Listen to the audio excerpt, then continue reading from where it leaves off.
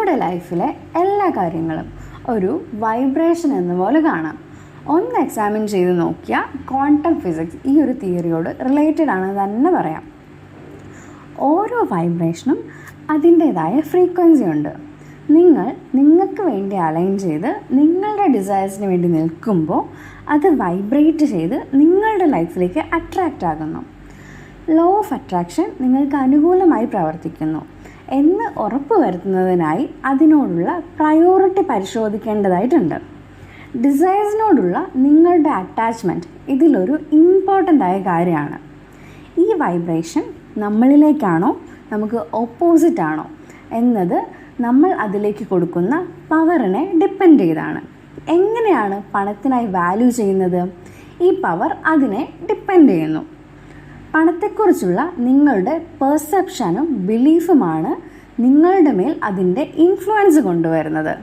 നിങ്ങൾക്ക് പണത്തോടുള്ള ഇമോഷൻ വളരെ ഇമ്പോർട്ടൻ്റ് ആണ്.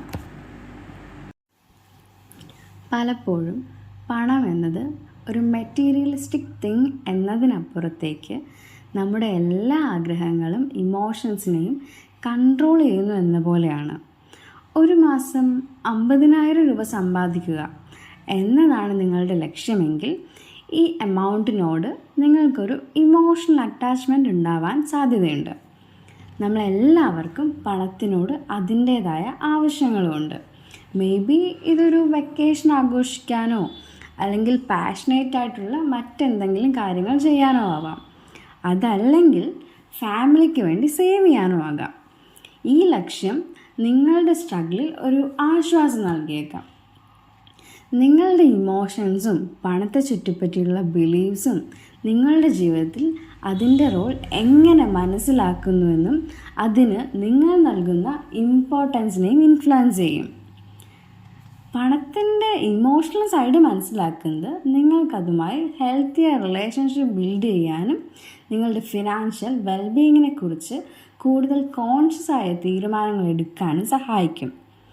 പണത്തോടുള്ള നിങ്ങളുടെ ബിലീവ്സും ആറ്റിറ്റ്യൂഡും പരിശോധിക്കാനും നിങ്ങളുടെ ഓവറോൾ വെൽബീയിങ്ങിന് വേണ്ട രീതിയിൽ പണത്തെ റീഷേപ്പ് ചെയ്യാനും ഇത് നിങ്ങളെ ഹെൽപ്പ് ചെയ്യുന്നു.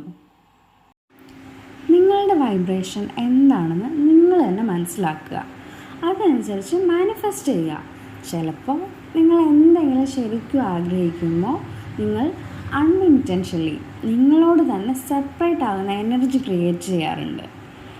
നിങ്ങൾക്ക് ഇതുവരെ വേണ്ടത് ലഭിക്കാത്തതിൽ ഈ സെപ്പറേഷൻ നിങ്ങളെ കൂടുതൽ റെസിസ്റ്റൻറ്റും അസംതൃപ്തിയുള്ളവരുമാക്കി മാറ്റും. ഇതിനർത്ഥം നിങ്ങളൊരു ലാക്കിൻ്റെ മൈൻഡ് സെറ്റുള്ള എനർജിയിൽ നിന്നും നിങ്ങളുടെ ചിന്തകളെ ഓപ്പറേറ്റ് ചെയ്യുന്നു എന്നാണ്. ചിലപ്പോൾ നിങ്ങൾ ആഗ്രഹിക്കുന്ന ഫിനാൻഷ്യൽ ഗോളിൽ എത്തിപ്പെട്ടാലും ചില സമയങ്ങളിൽ സാറ്റിസ്ഫൈഡ് ആയിരിക്കില്ല. നമുക്ക് ചുറ്റുമുള്ള പല വെൽത്തിയായ ആളുകളെ നോക്കിയാലും ഇത് മനസ്സിലാക്കാൻ കഴിയും. ഇത്തരത്തിലുള്ളവർ എന്തോ തിരയുന്നത് പോലെയും അടുത്ത മൈൽ സ്റ്റോണിന് വേണ്ടിയുള്ള തിരച്ചിലെന്ന മൈൻഡ് സെറ്റിൻ്റെ ട്രാപ്പിൽ വീഴുന്നു. ഈ ഒരു സിറ്റുവേഷനിൽ ഇതുവരെ നേടിയതിൻ്റെ വാല്യൂ ഇവർക്ക് മനസ്സിലാക്കാൻ കഴിയുന്നില്ല. പുതിയ ഗോൾ സെറ്റ് ചെയ്യുന്നതിനും കറൻറ്റ് സിറ്റുവേഷനിൽ സാറ്റിസ്ഫൈഡ് ആകുന്നതിനും ഒരു ബാലൻസ് കൊണ്ടുവരേണ്ടതായിട്ടുണ്ട്. നിങ്ങളെ കാണുന്നതിനും നിങ്ങളുടെ അച്ചീവ്മെൻറ്റ്സിൽ സാറ്റിസ്ഫൈഡ് ആകുന്നതും നിങ്ങളുടെ ലൈഫിലേക്ക് ഒരു ഫുൾഫിൽമെൻറ്റ് കൊണ്ടുവരും. നിങ്ങളുടെ കറൻറ്റ് ഇമോഷൻ എന്തായാലും അതിനെ അനുഭവിക്കുന്നതിലൂടെ, മേ ബി അത് സന്തോഷമോ സങ്കടമോ എന്തും ആകാം, അതിനെ അനുഭവിക്കുന്നതിലൂടെ നിങ്ങൾ തന്നെ അവെയർ ആവാനും കഴിയും. മാനിഫെസ്റ്റേഷൻ എന്ന പ്രോസസ്സിൽ നിങ്ങളുടെ ഇമോഷൻസിന് ഒരു വലിയ റോൾ തന്നെ ഉണ്ട്. അബൻഡൻസ് നിങ്ങളുടെ ലൈഫിൽ കൊണ്ടുവരണമെന്നുണ്ടെങ്കിൽ അതിനെ നിങ്ങൾ ഫീൽ ചെയ്യുക.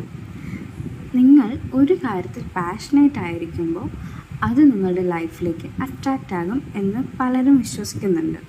കാരണം പാഷൻ എന്നത് നിങ്ങളുടെ സിറ്റുവേഷൻ ഹാൻഡിൽ ചെയ്യാൻ നിങ്ങളെ പ്രാപ്തരാക്കുകയും നിങ്ങൾക്ക് മുന്നിൽ ഇൻവിസിബിൾ ആയിരുന്ന ഓപ്പർച്യൂണിറ്റീസ് മനസ്സിലാക്കാൻ നിങ്ങളെ ഹെൽപ്പ് ചെയ്യുകയും ചെയ്യുന്നു. നിങ്ങളുടെ ഹേർട്ടിനെയും പാഷനെയും ഫോളോ ചെയ്ത് ജീവിക്കാൻ ധൈര്യപ്പെടുന്നത് ലൈഫിലെ അല്ലെങ്കിൽ സോളിൻ്റെ രഹസ്യങ്ങളും അനുഭവങ്ങളും നിങ്ങൾക്ക് മുന്നിലേക്ക് വെളിപ്പെടുത്തുന്നതിലേക്ക് നിങ്ങളെ നയിക്കും. പാഷൻ നിങ്ങളിലേക്ക് എക്സൈറ്റ്മെൻറ്റ് കൊണ്ടുവരികയും നിങ്ങളുടെ വൈബ്രേഷൻ ഉയർത്തുകയും ചെയ്യുന്നു. നിങ്ങളുടെ ചുറ്റുമുള്ള ഓപ്പർച്യൂണിറ്റീസിനോടും പോസിബിലിറ്റീസിനോടും പ്രതികരിക്കാൻ നിങ്ങളെ കേപ്പബിൾ ആക്കുന്നു. ഈ പുതിയ മെൻറ്റാലിറ്റിയിൽ പണത്തിന് നിങ്ങൾ കാണുന്നത് എങ്ങനെയെന്ന് നിങ്ങൾ തന്നെ ശ്രദ്ധിക്കുക. ആ എനർജി എവിടെ നിന്നാണ് വരുന്നതെന്ന് സ്വയം ചോദിക്കുക. ലാക്കാണോ, അബൻഡൻസ് ആണോ, ഏത് മൈൻഡ് സെറ്റിൽ നിന്നാണ് നിങ്ങൾ പണത്തെ അപ്രോച്ച് ചെയ്യുന്നത്? സമൃദ്ധിയിലേക്ക് നിങ്ങളുടെ പേഴ്സ്പെക്റ്റീവിനെ മാറ്റുന്നതിലൂടെ നിങ്ങൾ അബൻഡൻസിൻ്റെയും ഓപ്പർച്യൂണിറ്റിയുടെയും ഒരു വലിയ ഫ്ലോയിലേക്ക് സ്വയം ഓപ്പൺ ആവുകയാണ്. അങ്ങനെ നിങ്ങളുടെ ജീവിതത്തിൻ്റെ എല്ലാ ആസ്പെക്ട്സിലും സ്വാതന്ത്ര്യവും അബൻഡൻസും എക്സിസ്റ്റ് ചെയ്യുന്നു. നിങ്ങളുടെ പേഴ്സ്പെക്റ്റീവിലേക്ക് ഫോക്കസ് ചെയ്യുക. ലാക്കാണോ, അബൻഡൻസ് ആണോ, എന്താണ് നിങ്ങൾ എക്സ്പീരിയൻസ് ചെയ്യുന്നത്? നിങ്ങളുടെ ലൈഫിലൊരു പോരായ്മ എക്സ്പീരിയൻസ് ചെയ്യുന്നതായി നിങ്ങൾ കണ്ടെത്തുകയാണെങ്കിൽ നിങ്ങളുടെ തോട്ട്സിൽ നിന്നും ബിലീഫ്സിൽ നിന്നുമാണ്, അല്ലെങ്കിൽ ഇത് തന്നെയാണ് നിങ്ങളുടെ പ്രശ്നങ്ങളുടെ സോഴ്സ് എന്ന് മനസ്സിലാക്കുക. അങ്ങനെയാണ് ഇത്രയും വലിയ സ്കാർസിറ്റി നിങ്ങളിലേക്ക് എത്തിപ്പെടുന്നത്.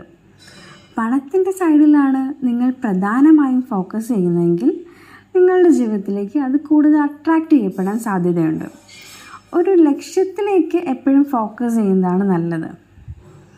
എന്തുകൊണ്ട് ഉയർന്ന ലക്ഷ്യമിടുകയും നിങ്ങളുടെ സാധ്യതകൾ വികസിപ്പിക്കുകയും ചെയ്യുന്നില്ല?